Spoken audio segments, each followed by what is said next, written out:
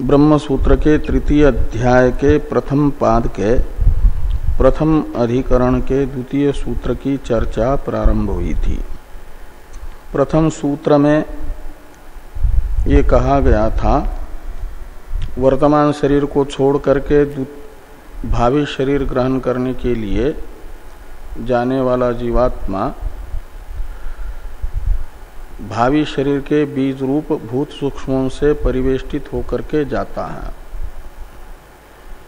तो शंका और इसमें हेतु बताया गया था प्रश्न निरूपण को। पंचाग्नि विद्या के प्रकरण में जो राजा प्रवाहन के द्वारा ही किया गया श्वेत केतु को प्रश्न है और राजा प्रवाहन के द्वारा ही उस प्रश्न का श्वेत केतु के पिता को दिया गया जो उत्तर है, इसमें अप शब्द का प्रयोग हुआ है। इसलिए भूत सूक्ष्मों से परिवेष्टित होकर के जीवात्मा जाता है, ये निश्चित होता है, ऐसा प्रथम सूत्र में कहा गया था। तो फिर एक शंका हुई कि प्रश्न निरूपणात्मक वाक्य में तो आप शब्द का प्रयोग है, उससे आप शब्द का अर्थभूत जल से परिवेष्टित होकर के जाता है, ये भले ही स्वीकार किया जाए, किंतु जल से अतिरिक्त अन्य भूतों से भी परिवेष्टित होकर के जाता है, सब भूतों से, ये कहना प्रश्न निरूपण रूपा श्रुति से अनुकूल प्रतीत नहीं होता।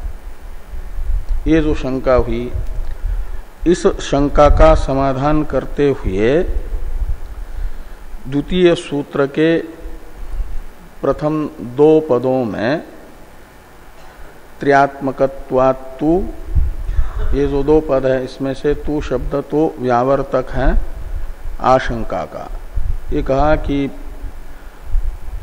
केवल जल से परिवेष्टित होकर के जाता है ये कहना चाहिए, सभी भूतों से परिवेष्टित होकर के जाता है ऐसा कहना श्रुति विरुद्ध प्रतीत हो रहा है, ऐसी आशंका नहीं करनी चाहिए। ये तू शब्द का अर्थ है। और शंका करने वाले ने कहा क्यों नहीं करनी चाहिए, तो इसका उत्तर देने के लिए कहा त्र्यात्मकत्वात्, और त्र्यात्मकत्वात् के पूर्व में अध्यार करना है प्रश्न निरूपण वाक्ययो हो प्रयुक्तानाम अपाम त्र्यात्मकत्वात्, ऐसा। प्रश्न और निरूपण में प्रयुक्त जो अपशब्द है वह शुद्ध जल का परामर्शक नहीं है, अपितु त्र्यात्मक जल का परामर्शक है। प्रश्न निरूपण में प्रयुक्त अपशब्द का तेज, जल और पृथ्वी के सूक्ष्म अंशों से बना हुआ जो स्थूल रूप है जल का, उसका परामर्शक है वो। इसलिए जल के साथ बाकी भूत भी अन्वित है। इसलिए जल से परिवेष्टित होकर के जाएगा तो अर्थ निकलेगा सभी भूतों से परिवेष्टित होकर के जाएगा। इस अभिप्राय से त्र्यात्मकत्वात् ये प्रथम पद का प्रयोग है। और कहा फिर यदि सभी भूतों का वहां ग्रहण अभिष्ट है तो जल के वाचक शब्द का ही प्रयोग क्यों किया, तो हेतु बताया भूयस्त्वात्। जो देह रूपी कार्य है इसमें जल भूयस्थ होने से कारण में भी जल की भूयस्थता बताने के लिए, बहुलता बताने के लिए अप शब्द का प्रयोग है। जो स्थूल भूत का स्थूल भूत होता है उसमें सूक्ष्म जल के अप की बहुलता होती है, अंश की बहुलता होती है, और तेज तथा पृथ्वी का अंश थोड़ा जल के अंश की अपेक्षा न्यून होता है, इसलिए अप शब्द का प्रयोग है। इत्याकारक सूत्रार्थ हम लोग देख चुके हैं। भाष्य को देखना तो द्वितीय पद का अर्थ बताते हैं भाष्यकार भगवान सूत्रस्थ। तू शब्देन चोदिताम आशंकाम उच्छिन्नति। वेद व्यास जी त्रियात्मकत्वात्तु भूयस्त्वात् इस द्वितीय सूत्र में प्रयुक्त जो तू शब्द है, इससे आशंकित जो दोष है उसका निराकरण कर रहे हैं, आशंकित शंका का समाधान कर रहे हैं, निराकरण कर रहे हैं। कैसे निराकरण होता है इसे स्पष्ट कर रहे हैं कि त्रियात्मिका ही आपह त्रिवृत करण श्रुते। कहते हैं जो व्यवहार योग्य जल है वह त्रियात्मक है, ये त्रिवृत करण श्रुति ने बताया है। त्रिवृत करण श्रुति है छांदोग्य उपनिषद के 6ठे अध्याय का जो एक अवांतर प्रकरण है, त्रिवृतकरण प्रकरण, और उससे अवगत होता है कि स्थूल जल जिसका सूक्ष्म अंश भूत सूक्ष्म शब्द से कहा जा रहा है वह त्रिवृत है। तो त्रियात्मिका ही आपह त्रिवृत करण श्रुते। और जब उस त्रिवृतकृत जल को, स्थूल जल को भावी शरीर का आरंभक मानेंगे, बीज मानेंगे, तो माना जाएगा कि वह आप सभी भूतों के अंशों से युक्त है। ये आगे कह रहे हैं कि तासु आरंभिकासु अभ्युपगतासु इतरत अपि भूतद्वयम् अवश्यम अभ्युपगंतव्यम भवति। जब इन तीनों को स्वीकार करेंगे तो जरूर क्या नाम, जल को कारण के रूप में, बीज के रूप में स्वीकार करते हैं स्थूल जल को, तो स्थूल जल से अतिरिक्त बाकी जो दो भूत हैं, पृथ्वी और तेज, ये भी जरूर शरीर के आरंभक के रूप से गृहीत हो जाते हैं। भूतद्वयम् अवश्यम अभ्युपगंतव्यम भवति। त्रियात्मकश्च, एक तो हेतु ये हुआ वो त्रियात्मक होने के कारण आपका भूत सूक्ष्म, और दूसरा कार्य में भूतत्रय रूपता देख करके उसका जो बीज है उसमें भी भूतत्रय रूपता सिद्ध होती है। जो प्रश्न निरूपण वाक्य में प्रयुक्त अपशब्द है उसका अर्थ स्थूल जल है, त्रियात्मक जल है। इसे निश्चित करने के लिए एक त्रिवृत श्रुति को प्रमाण के रूप से बताया, और श्रुति से जो अर्थ निश्चित हो रहा है, देह, भावी देह का आरंभक जो जल बताया जा रहा है वो त्रियात्मक है करके त्रिवृतकरण श्रुति से एक निश्चित होगा, और उस श्रुति का सहयोगी युक्ति प्रमाण भी बताया जा रहा है। युक्ति को दिखाने के लिए ये कहते हैं कि इस जल का जिसे कार्य बताया जा रहा है शरीर को, वह शरीर भी त्रियात्मक है। इसे कह रहे हैं कि त्रियात्मकश्च देह, देह यानी कार्य हुआ अपशब्दित भूत सूक्ष्म का। तो अपशब्दित भूत सूक्ष्म का कार्य शरीर त्रयात्मक होने से, भूत त्रयात्मक होने से, त्रयाणाम अपि तेजोब अन्नानाम तस्मिन् कार्योपलब्धे है। तो देह रूपी कार्य में तीनों भूतों का कारणत्वेन रूपेण अन्वय प्रतीत हो रहा है। प्रतीत होने से भी जैसा कार्य है तो माना जाता है कारण भी वैसा ही होना चाहिए।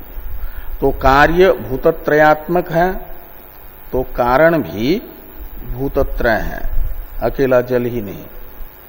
इसलिए इस युक्ति से भी कार्यम दृष्ट्वा कारणम अनुमीयते के अनुसार कार्य भूत जो शरीर है वह भूतत्रयात्मक होने से उसका बीज भी अकेला जल नहीं अपितु तीनों भूत है। और तीनों भूत उपलक्षण है पांचों भूतों के। ये युक्ति से निश्चित होता है, श्रुति से भी निश्चित हुआ, युक्ति से भी निश्चित हुआ। अब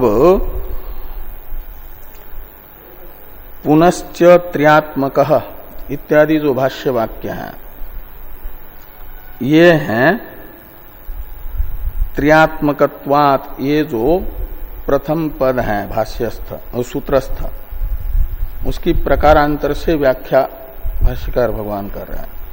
एक प्रकार तो हुआ त्र्यात्मकत्वात्, इस पद की व्याख्या करते हुए कहा गया कि अपशब्द भूतत्रयात्मक जो स्थूल जल है उसका परामर्शक है,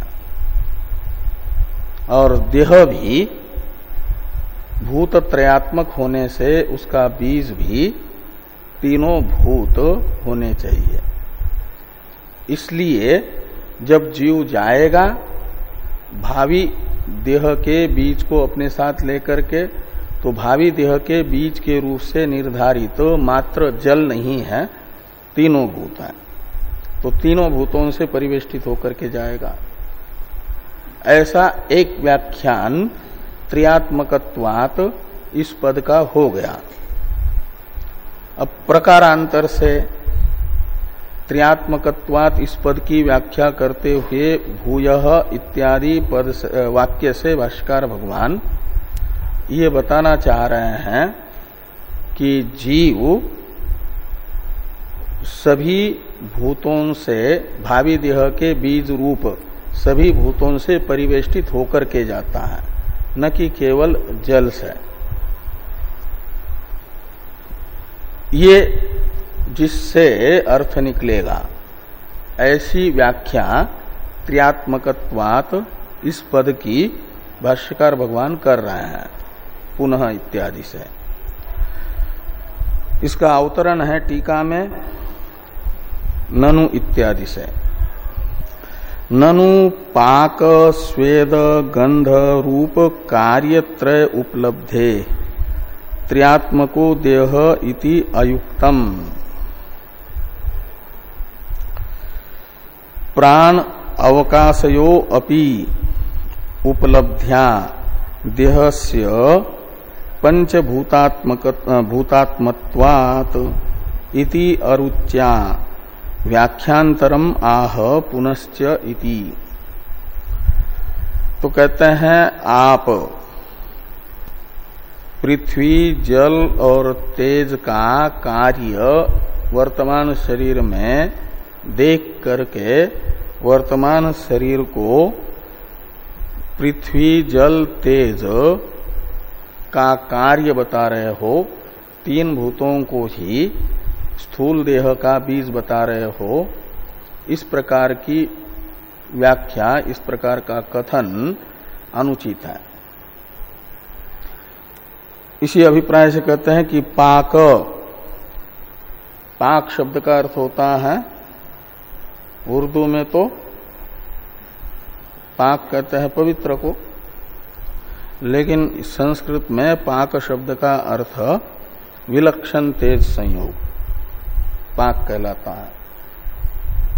यहां पाक शब्द का अर्थ है तेज, और स्वेद यानी पसीना और गंध, ये तीनों भी शरीर में प्रतीत होते हैं। तो पाक, स्वेद और गंध ये जो शरीर में प्रतीत हो रहे हैं, ये तीनों हैं। पाक है तेज, और स्वेद है जल, और गंध है पृथ्वी। तो तेज, जल तथा पृथ्वी के कार्यों को शरीर में देख करके शरीर को इन तीन भूतों का ही कार्य मानना, तीन भूतों को ही देह का बीज मानना अनुचित है।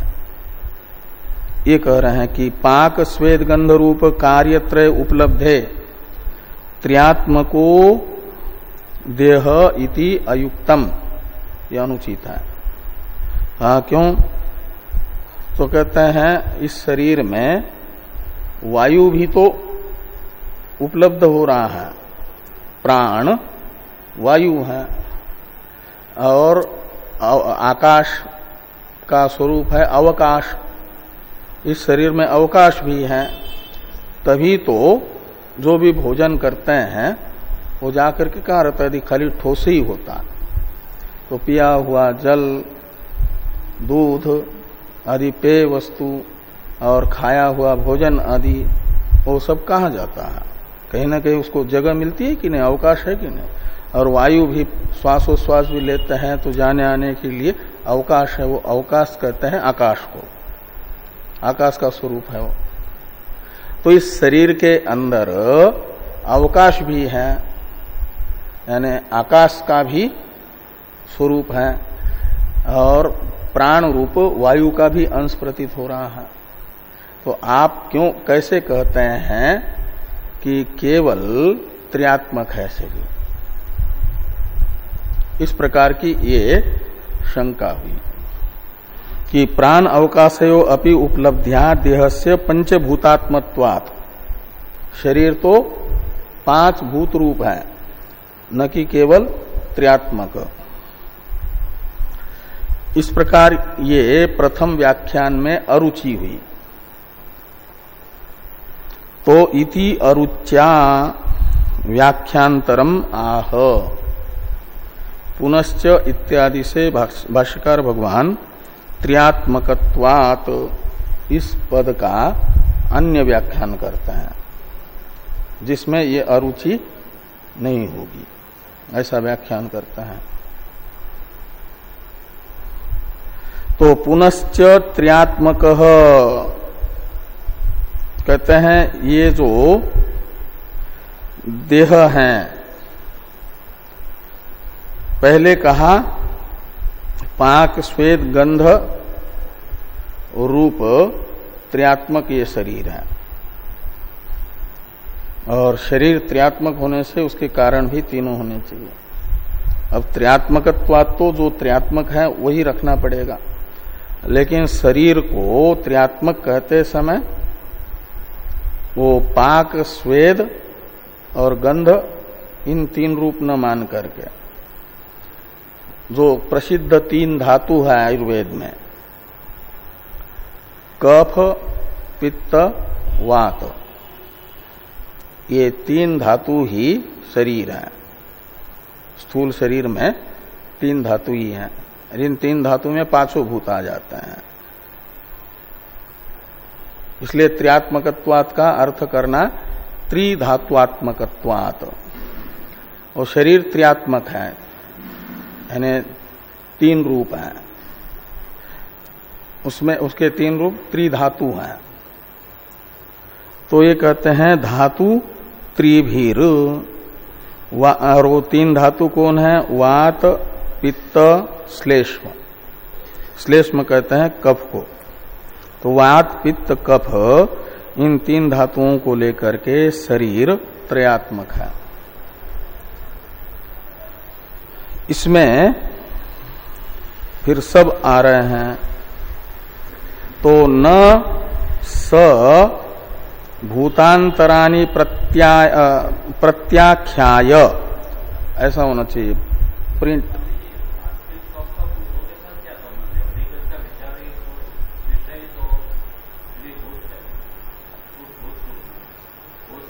हाँ, भूत सूक्ष्म,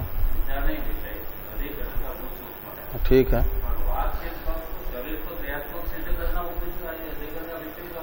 हाँ, वो इसलिए ऐसा नहीं, जिससे ये शरीर भूत सूक्ष्म का कार्य है ये निश्चित हो, ऐसा ये इन सूत्रों से बताया जा रहा है। जो आक्षेप है मूल में कि केवल जल से परिवेष्टित होकर के पंचाग्नि विद्या से जीव का गमन प्रतीत हो रहा है, सभी भूतों से परिवेष्टित होकर के नहीं। वो जो अप शब्द से लेना है भावी शरीर का बीज, जो भूत सूक्ष्म है वो भावी शरीर का बीज है, और वो भावी शरीर के बीज को अपने साथ में लेकर के जाता है, ये कहना है। तो भावी शरीर के बीज को अपने साथ लेकर के जाने का जब प्रसंग आया तो कहा वो किस प्रमाण के आधार पर आप कह रहे हैं? तो प्रश्न निरूपण रूप श्रुति बताई। कहा उसमें तो खाली जल है, तो सब भूतों का कहाँ प्रसंग आ रहा है? ये प्रश्न आया तो इसका निराकरण करने के लिए कहा कि सभी भूतों का वाचक वहां पर अप शब्द है, क्योंकि अप जो है स्थूल जल का वाचक है। स्थूल जल में सभी भूत मिले हुए हैं। एक तो श्रुति बताई, वो त्रिवृतकरण श्रुति, वो उपलक्षण है पंचीकरण की भी। तो जो श्रुति को गौण प्रमाण मानते हैं और प्रत्यक्ष और अनुमान से अनुमोदित शब्द को प्रमाण मानने वाले हैं तार्किक वैशेषिक, वे कहते हैं वही वेद वाक्य प्रमाण है। जिस वेद वाक्य का अर्थ प्रत्यक्ष प्रमाण से सिद्ध हो रहा हो या अनुमान से अनुमोदित हो रहा हो। प्रत्यक्ष स्वतः वेद को प्रमाण नहीं मानता है, प्रत्यक्ष और अनुमान से अनुमोदित वेद को प्रमाण मानता है। तो इसके लिए फिर प्रत्यक्ष प्रमाण प्रत्यक्ष से भी दिख रहा है ये त्रयात्मक है करके, और अनुमान से भी सिद्ध हो रहा है। और जो प्रत्यक्ष से सिद्ध अर्थ है उसको भी जो तर्क रसिक होते हैं तार्किक लोग, वो तर्क से सिद्ध करना चाहते, इसलिए तर्क से भी बता रहे हैं।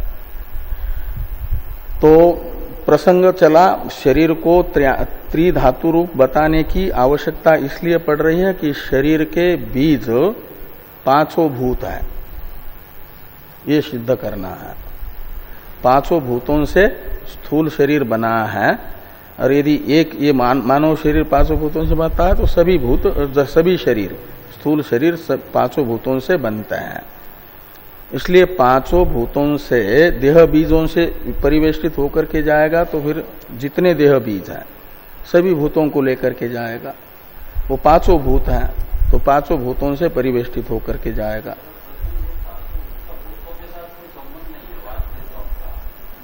हाँ, तो यही तो बताना, तो भूतों के साथ वात पित्त कफ का संबंध बताया जा रहा है, इसी के लिए तो ये लिख रहे हैं।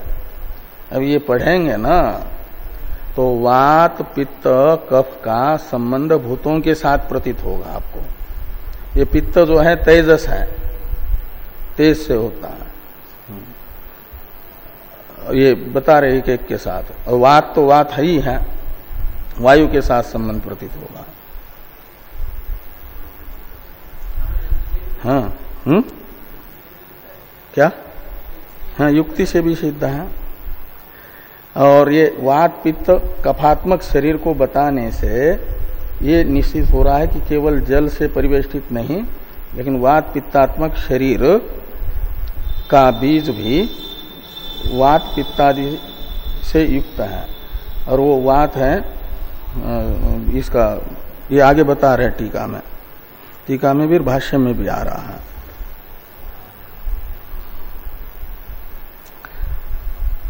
कि त्र्यात्मक यानी देह त्र्यात्मक ऐसे लगाना। क्यों? तो त्रिधातुत्वात् यानी शरीरस्य त्रिधातुत्वात्, शरीर त्रिधात्वात्मक होने से त्र्यात्मक है। वे त्रिधातु रूप कैसे हैं? तो वात पित्त श्लेष्म से।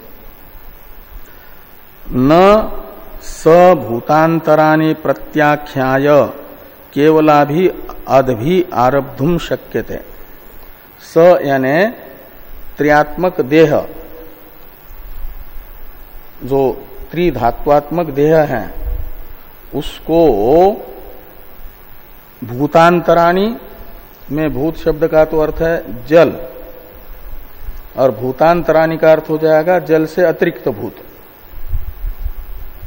को छोड़ करके केवल जल से वात पित्त कफात्मक जो शरीर है उसका बनना संभव नहीं है।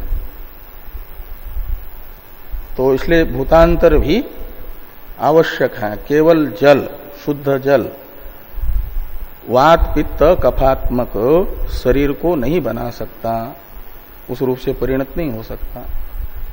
ये युक्ति बताई जा रही है। तो स यानी त्रिधात्वात्मक देह भूतांतराणि प्रत्याख्याय, ये प्रत्याख्याय ऐसा छपना चाहिए, छपा है प्रत्ययाख्या, हाँ, प्रत्याख्याय। केवलाभि अद्भि आरब्धुम न का अन्वय शक्यते के साथ है, न शक्यते।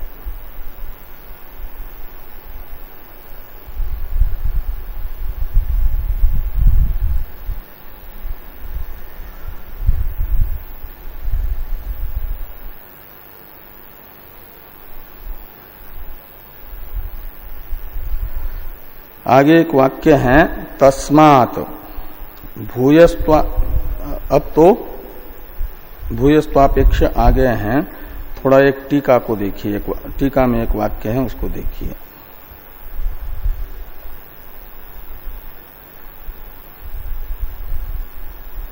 तो देह धारकत्वात् धातवः, वात पित्त कफ को धातु कहा जाता है। तो धातु शब्द का प्रवृत्ति निमित्त वात पित्त कफ में क्या है? तो कहते हैं जैसे मिट्टी घड़े को धारण करके रखती है, तंतु वस्त्र को धारण करके रखता है, ऐसे वात पित्त कफ ये देह को धारण करके रखते हैं। तो देह धारण कर्तृत्व, ये धातु शब्द का प्रवृत्ति निमित्त वात पित्त कफ में होने से वात पित्त कफ को धातु शब्द से कहा जाता है। धारणात् धातवः ऐसी उत्पत्ति करते हैं। तो धारण करते हैं, ये किसका धारण करते हैं? तो देह का। देह में से वात पित्त कफ को निकाल लिया जाए, तो जैसे वस्त्र में से तंतुओं को निकाल लिया जाए तो वस्त्र नाम की कोई वस्तु शेष नहीं रहती। अपागात अग्नि अग्नित्वम जैसे होता है, ऐसे इन तीन धातुओं को निकाल ले तो शरीर नाम की कोई वस्तु शेष नहीं रहेगी। तो शरीर को धारण करके रखे हुए हैं, शरीर के स्थिति का हेतु बने हैं ये तीन धातु ही। तो देह धारकत्वात् धातव और तई ही त्रिधातुत्वात् त्रियात्मक इति अन्वय। और तई ही, तो इस तई का अर्थ है ये जो तीन धातु, और इन तीन धातुओं को लेकर के त्रियात्मक समझना शरीर को।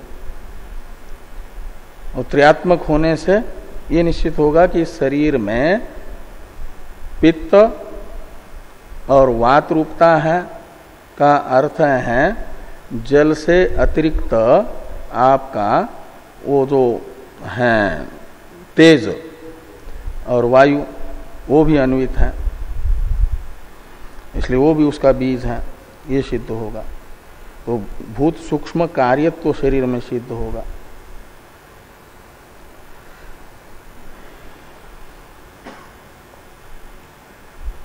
आगे कह रहे हैं एक वाक्य टीका में ही है, देहस्य केवलाब्जत्वे वातम पित्तंच वायव्यम और तेजसम न शाताम इति भावः। तो कहते हैं शरीर को यदि केवल जल का कार्य मानेंगे, अब्जत्व का मतलब जल कार्यत्व मात्र शरीर में मानेंगे, तो वायव्य जो वात है धातु और तेजस जो पित्त धातु है, ये शरीर में नहीं होने चाहिए, लेकिन दिख रहे हैं वायव्य वात भी और तेजस पित्त भी। इससे प्रतीत हो रहा है कि तेज और वायु का भी इस शरीर में कारणत्वेन रूपेण अन्वय है।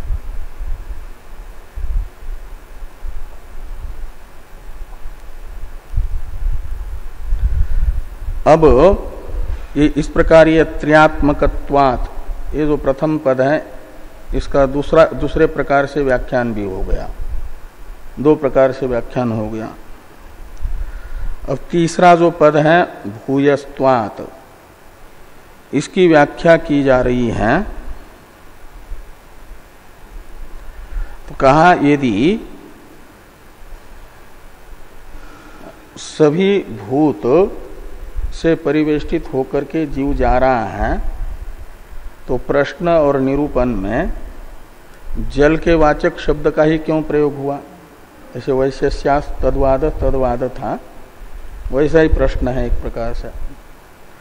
तो सभी भूतों से परिवेष्टित होकर के जा रहा है, तो प्रश्न निरूपण में मात्र जल के वाचक आप शब्द का ही प्रयोग क्यों है?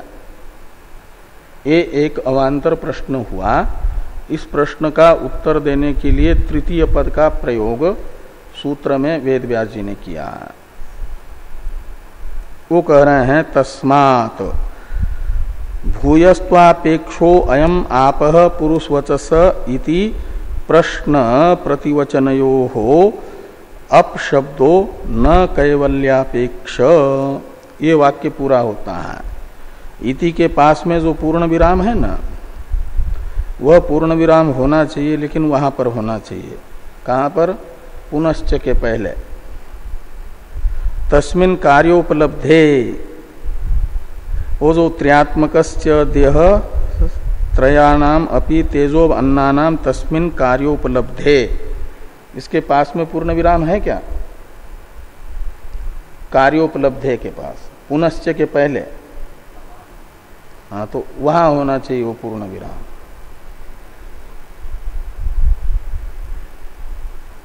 वो वाक्य वहां पूरा होता है। और ये जो है पुरुष वचस इति, यहां ये पूर्ण विराम की आवश्यकता नहीं है। वो वहां होना चाहिए तो वहां नहीं लगाया, यहां नहीं होना चाहिए, यहाँ पूर्ण विराम का चिन्ह लगा दिया। तो तस्मात् भूयस्त्वापेक्षो अयम आपः पुरुषवचस इति प्रश्न प्रतिवचनयोः अपशब्दो न कैवल्यापेक्ष। तो ये कहते हैं कि भूयस्त्व की अपेक्षा से यहाँ पर प्रश्न और उत्तरात्मक वाक्य में अपशब्द का प्रयोग है, न कि केवल जल को बताने के लिए। देह बीजों में जल की भूयस्ता है, ये दिखाने के लिए वहां पर आप शब्द का प्रयोग है। बाकी बिल्कुल दूसरे कोई भूत है ही नहीं, ये दिखाने के लिए नहीं। इसलिए भूयस्त्वात् ये शब्द प्रयोग किया। पूर्व में जो वैशेष्यात् पद था उसी का पर्यायवाचक भूयस्त्व है।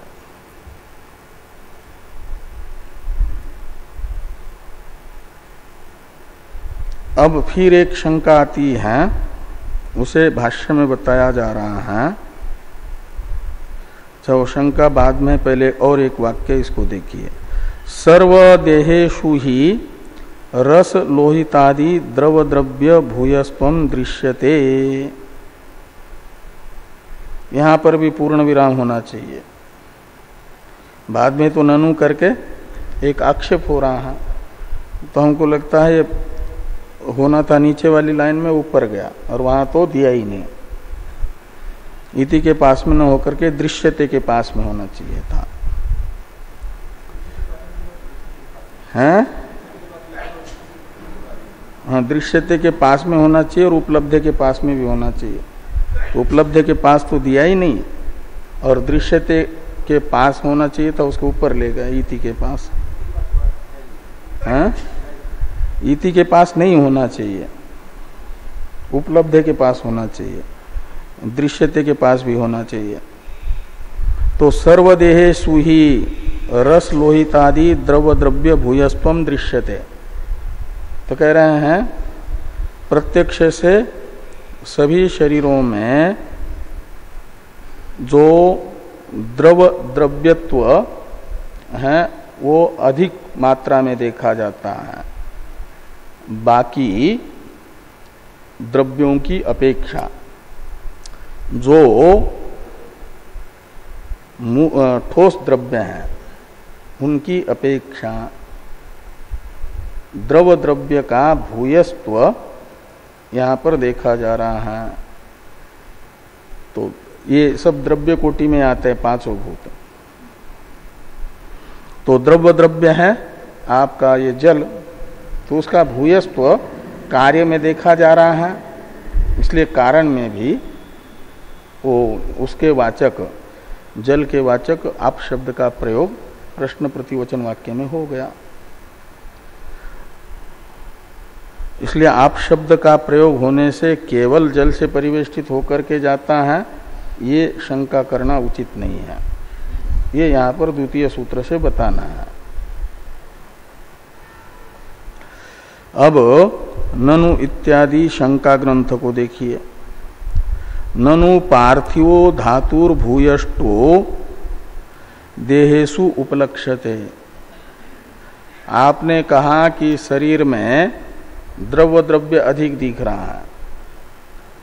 अपने शरीर में देखा जाए तो हड्डी मांस आदि ज्यादा है या द्रव्य द्रव्य ज्यादा है? तो शंका करने वाले कह रहे हैं कि ये जो पार्थिव यानी पृथ्वी का अंश है, ठोस द्रव्य, वो अधिक है, इसलिए इस शरीर को पार्थिव शरीर कहा जाता है। तो पार्थिवो धातु यानी पृथ्वी का अंश इसमें ज्यादा दिखता है शरीर में।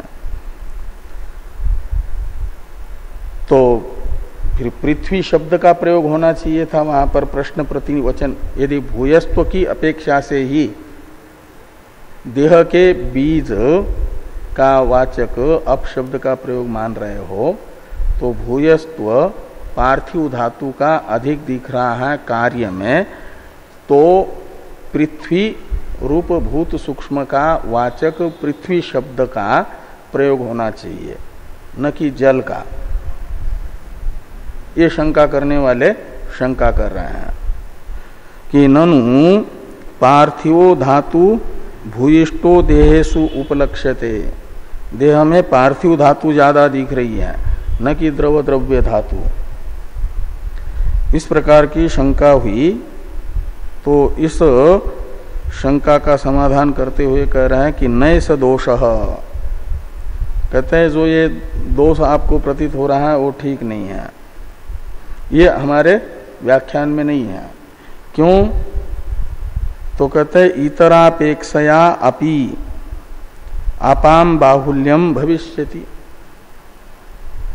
भूयस्त्व की अपेक्षा जल का प्रयोग है, तो भूयस्त्व पृथ्वी का न लेकर के बाकी तीन भूतों का ले लो, तेज, वायु और आकाश। इनकी अपेक्षा से इतर शब्द से लेना, पृथ्वी से इतर, जो इतर अपेक्षया अपि बाहुल्यम भविष्यति, ये जो कह रहे हो, तो जिन शरीरों में पार्थिव अंश अधिक है वहां पर भी जल का बाहुल्य दिखाना है, तो पृथ्वी की अपेक्षा से न दिखा करके बाकी तीन भूतों की अपेक्षा से भूयस्त्व दिखा दो। और जो जलीय शरीर हैं उनमें तो वो जलीय अंश अधिक रहता ही है, और जहाँ पार्थिव अंश अधिक है जल के अंश की अपेक्षा, वहाँ बाकी तीन भूतों की अपेक्षा भूयस्त्व को लेकर के अपशब्द का प्रयोग मान लो।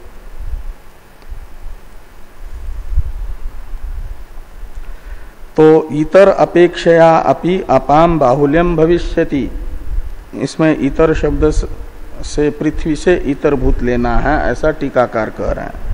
तो पृथ्वी इतर भूतापेक्षया अपाम बाहुल्यम, पृथ्वी से इतर भूतों की अपेक्षा जल में बाहुल्य अधिकता बताई जा रही है। आगे हैं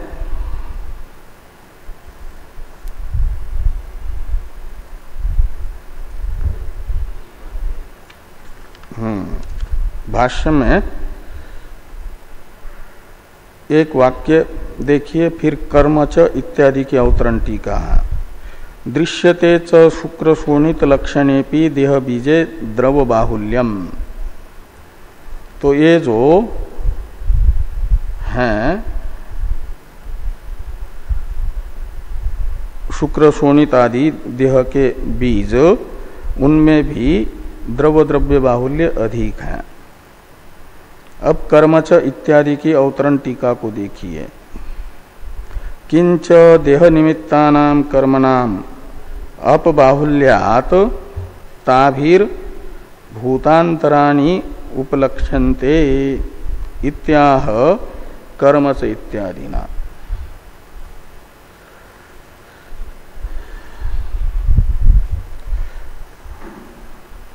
अप शब्द का प्रयोग बहुलता की अपेक्षा है, इस पर चर्चा चल रही है। भूयस्त्वात् सूत्रस्थ इस पद की व्याख्या करते हुए तो ये कहा गया कि प्रत्यक्ष से भी देखा जा रहा है जल का बाहुल्य, और प्रकारांतर से भी जल का भूयस्त्व दिखाया जा रहा है।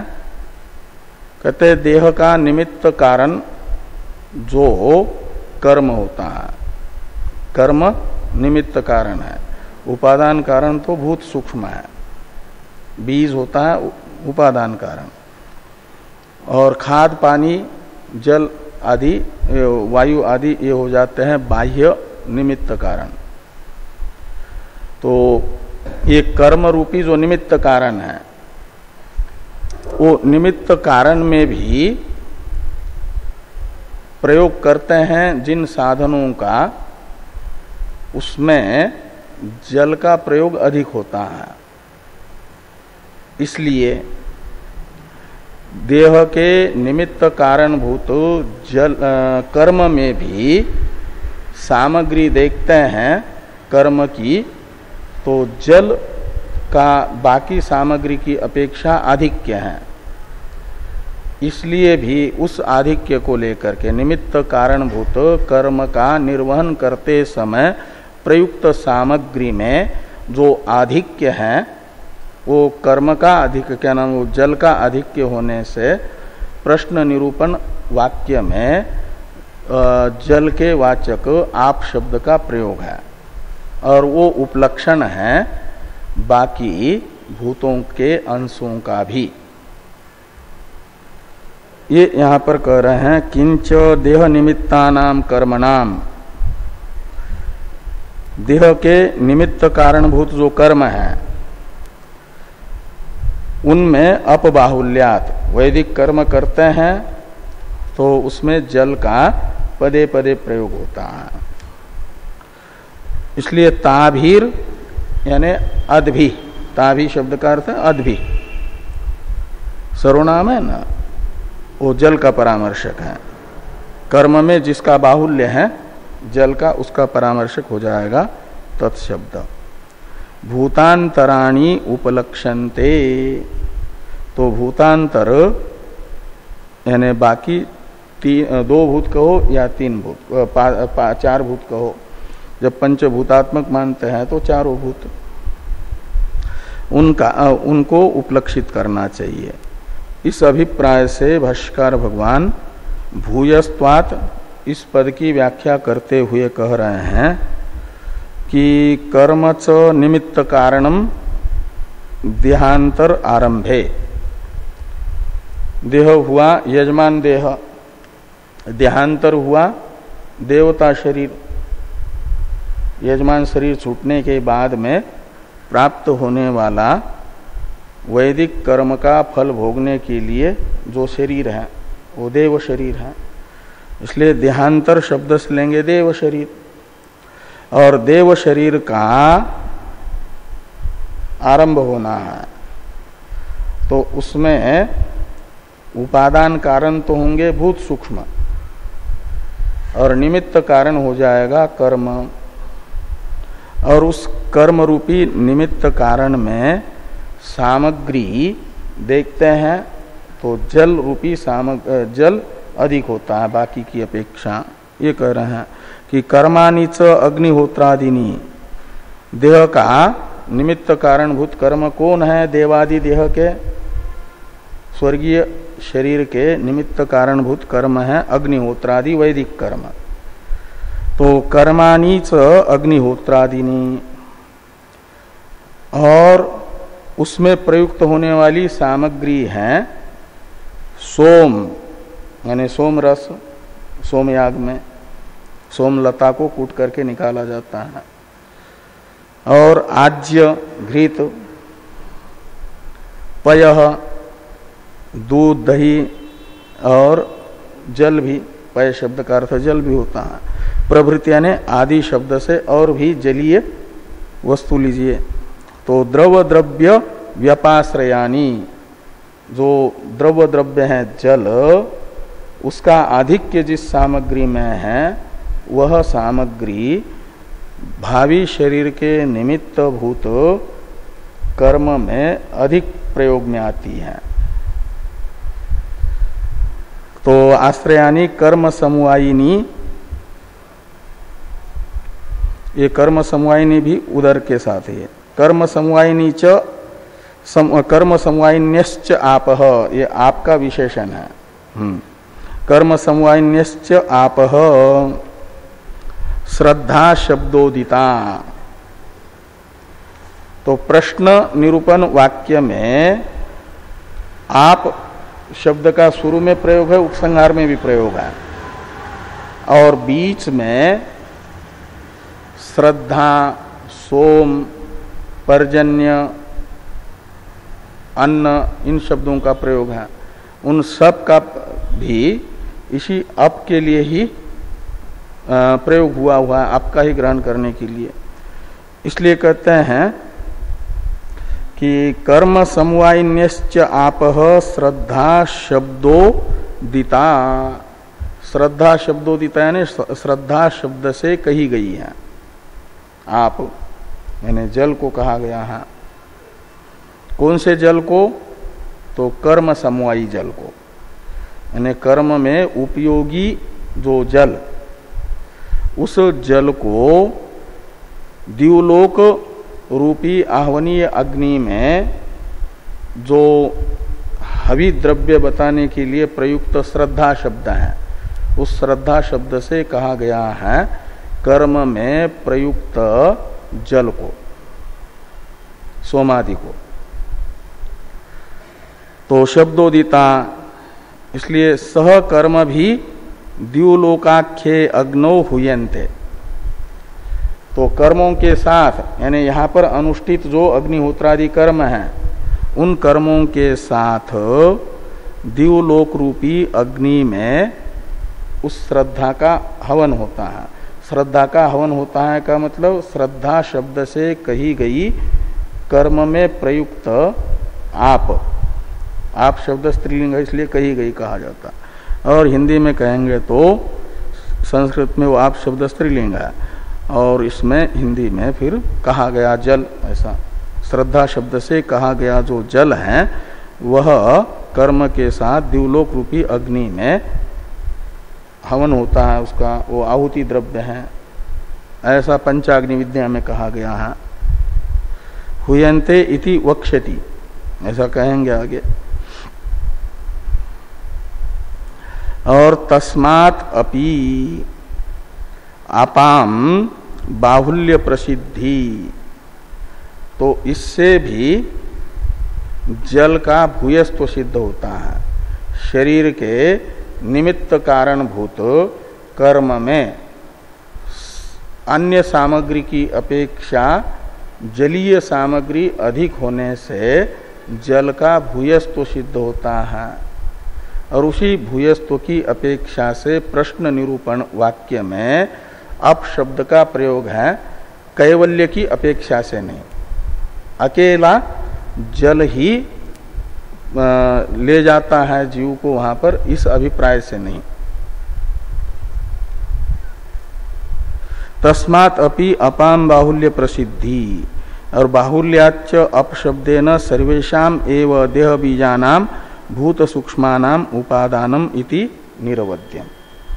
तो जल शब्द का बाहुल्य होने से अपशब्द का प्रयोग निरवध्य है, निर्दोष है, ये बता दिया गया।